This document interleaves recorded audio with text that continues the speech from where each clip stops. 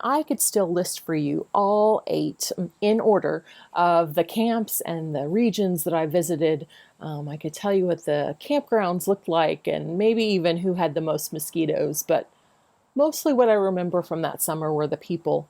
Campers, counselors, directors, camp staff, as well as regional staff, all the people who make camp what it is, and conversations had with all of those people. So many things that I remember from that experience as a peace intern. I think some of my greatest memories are working with campers who weren't sure that they even wanted me to be at their camp, and by the end were my most avid attendees because they realized they were curious about peace and social justice issues and that wasn't that far outside of their interests. One of my favorite memories was the chance each week to meet a whole new host of friends, disciples all around the country and in Canada, to learn about who they are, what they care about, and how peace as a practice, as a follower of Jesus, is important to them in their many contexts and perspectives. My favorite experience from my Peace Intern summer was the people I met and the relationships I made along the way. Oh my gosh, I remember so much. I came back to Ohio while my brother was on camp staff, which I absolutely loved. He's 4 years younger than me.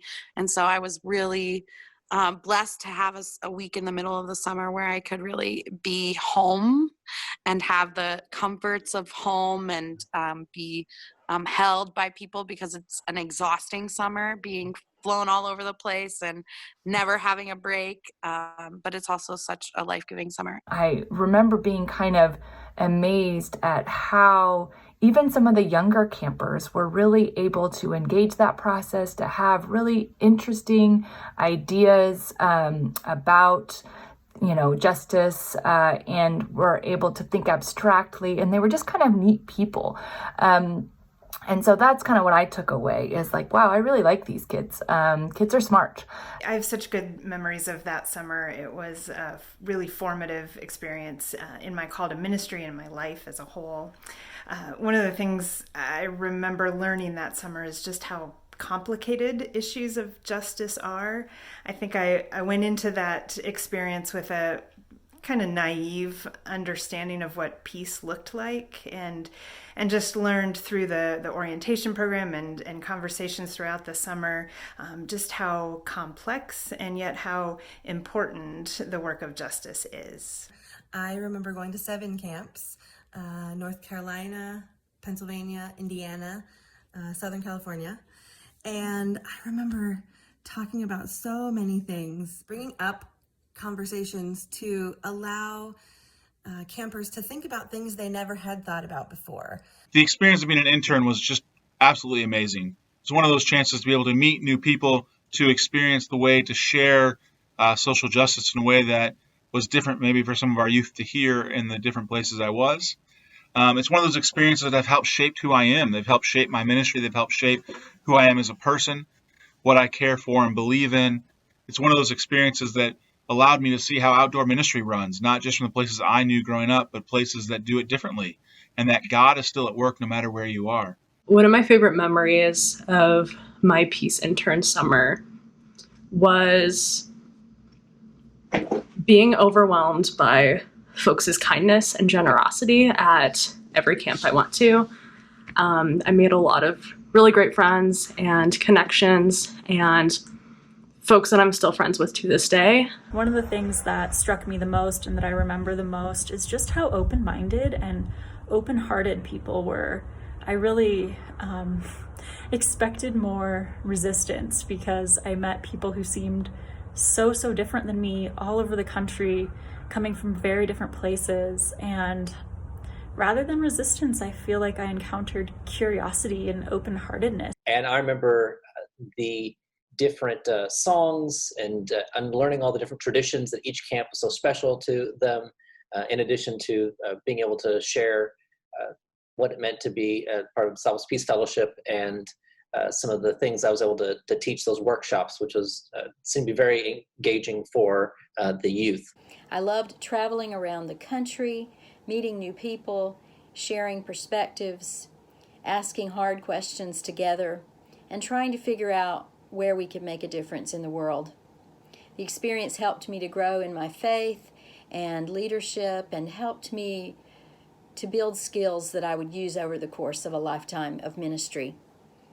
I met some incredible people who have become lifelong friends, and for that I am grateful. I think the thing that I remember the most about that summer was just how exhilarating it was to be around youth that really seemed to care about the issues that are going on around the world and in America today. It really, I think, reignited my spirit, and it was great to see them engage like that. I spent my summer in Newton, Iowa at the camp there. Back then you could choose to stay at that camp all year or to travel around, and I chose to stay there. And the thing that I have a lot of memories from that summer. It was an amazing summer. One of them was the stars, sleeping out under the stars. Another was that one of the cabins caught fire at that campground.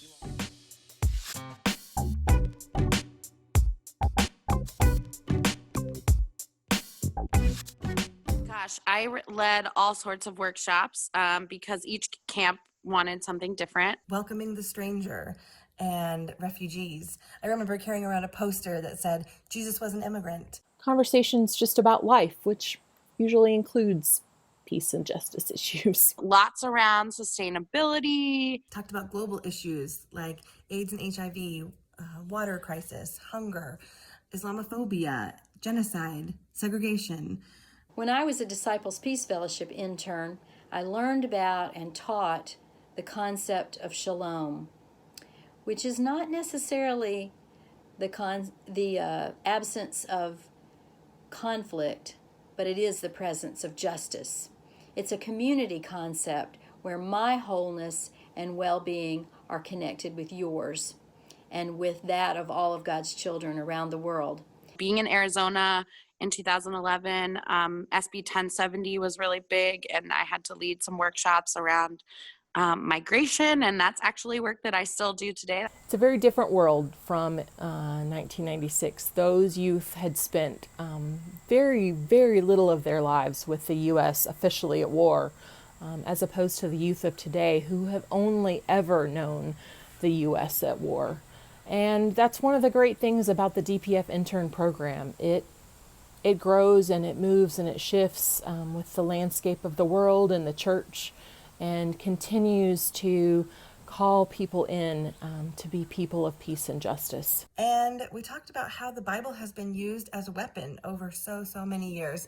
I had this great comic that was an illustration of how the Bible has been used to justify slavery and racism, even institutional racism, oppression of women, and more recently, LGBT exclusion. I did a workshop with the campers where I would divide them into groups for a role play, and each group had to take a role of someone in the process of from development to retail of the banana. And so in that process, the groups would have to negotiate with one another on prices and working conditions and things like that, with the whole goal being to show what a banana would have to cost in order for the workers to earn a living wage. And we were done with that negotiation. Then we would talk about how to be a responsible consumer and how to put our money into companies who are paying a fair wage, and how sometimes that means that we do have to pay a little bit more for what we get. Lots around budgeting, like household budgeting, and just how hard it is to live in poverty. You yourself can make an impact by doing small things to make change in your own life that have ripple effects.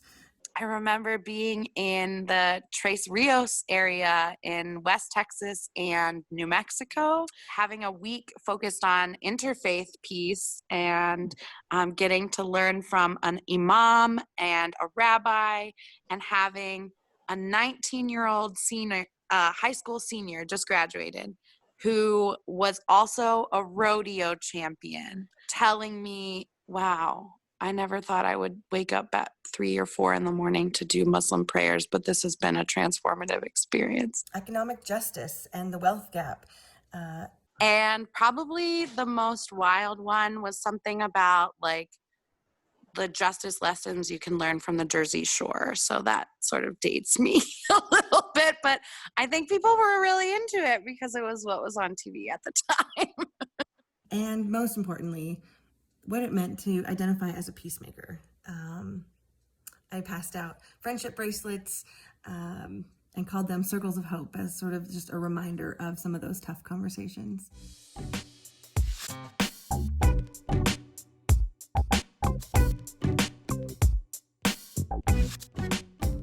It was one of those great times to be an intern, to experience people, to share their stories, and to be in relationship. It's an experience that, if you have the ability to do it, would be just an awesome experience to have.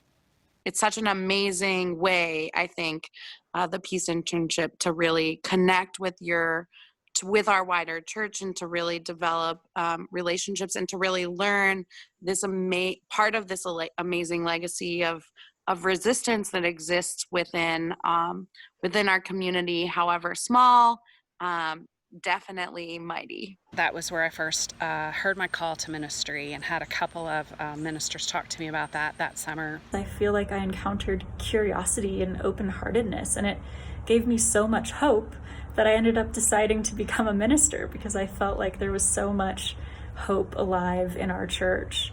I was an intern in 2011 as a graduate student. We have a couple of graduate students who are interns this summer, and that's actually kind of uncommon. I think generally we mostly have college students, but that was just the right time and for divine intervention for me to be a peace intern. One of the biggest things I learned from that experience as a teacher was the value and the connection between teaching and trust. I learned pretty quickly that you can't just tell a bunch of kids a crazy abstract concept and expect them to like what you're talking about and enjoy it and want to know more about it.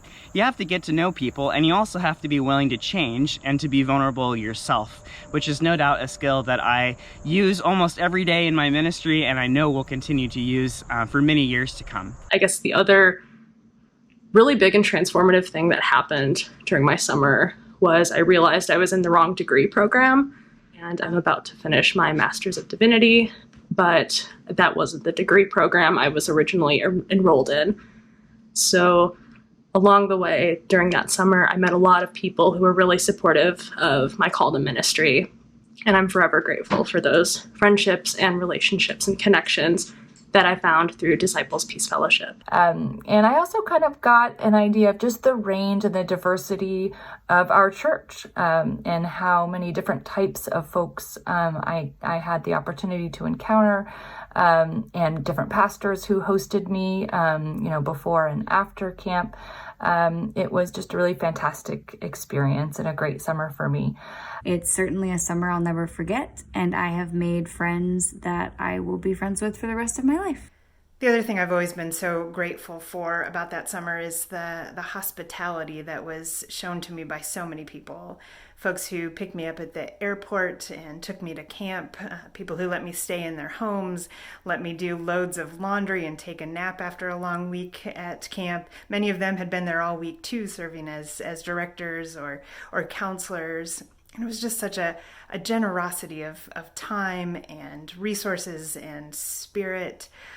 And I just remember being so grateful to be able to spend the summer with such good, generous church people. And that was just such a gift. I know that I was changed that summer, and my hope has always been that I was able to either plant seeds or help to nurture seeds for a love and passion for peace and justice, for a call to be a people led by Micah 6:8 to act justly and to love kindness and to walk humbly with our God.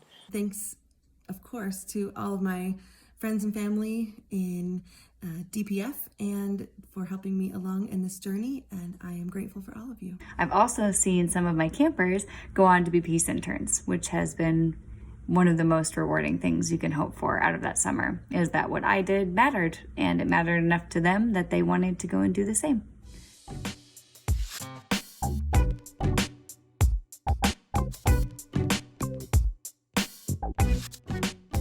have been serving as pastor of a number of disciples in United Church of Canada congregations, serving now at First Christian Church in Bedford, Indiana as the transitional pastor. I am the minister for Green Chalice, and so I'm devoting time to that, and I work at Lexington Theological Seminary in admissions. And in the fall, I will be starting my second year of law school at the University of New Mexico.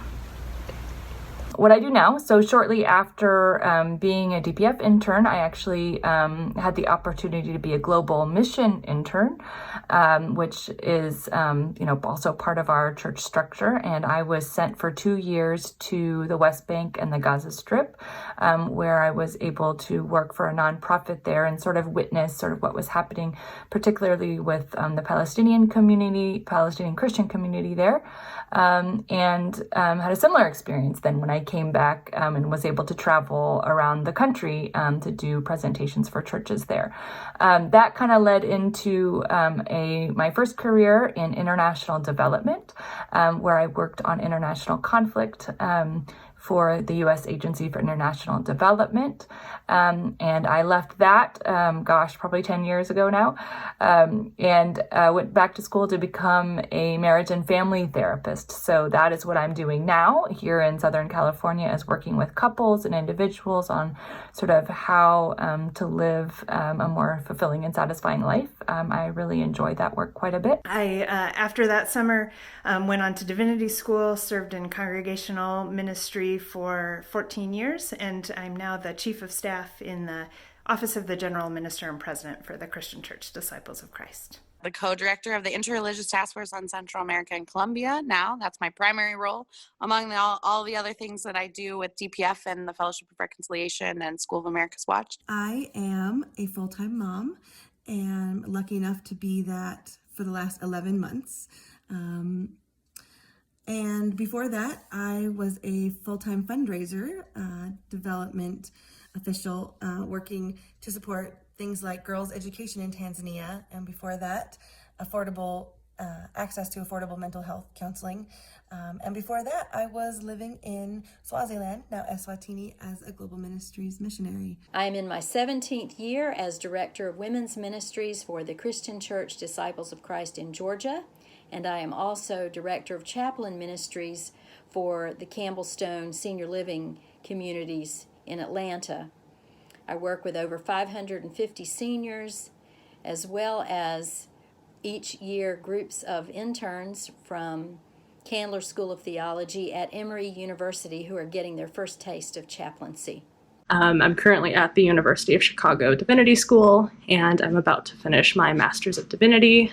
Right now, I am serving as Associate Minister at Allisonville Christian Church in Indianapolis, where I work with our youth and children, and do a lot of Christian education and programming, preach and provide pastoral care, and a whole host of wonderful things at the church.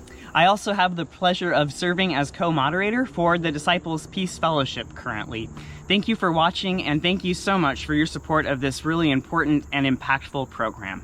I am currently working as the Vice President of Client Relations for Pension Fund of the Christian Church, so I've stayed in that disciples bubble into my career, and I get a lot of joy out of also being on the Outdoor Ministries Committee for my region. Currently, I'm the Associate Pastor at First Christian Church in Lawrenceburg, Kentucky. I work with children, youth, and young adults. And this experience of being a DPF intern still has influenced my ministry today. Currently, I am beginning my first year of law school at Washington University in St. Louis. So I am currently the pastor of First Christian Church of Santa Fe in Santa Fe, New Mexico, and also the co-founder and lead organizer of the Santa Fe Faith Network for Immigrant Justice. I am the senior pastor at Plymouth Congregational Church of Fort Wayne, Indiana. I now work for the Christian Church in Indiana as a ministry associate, and if I'm lucky enough in the summer, I still get to meet the Peace Interns.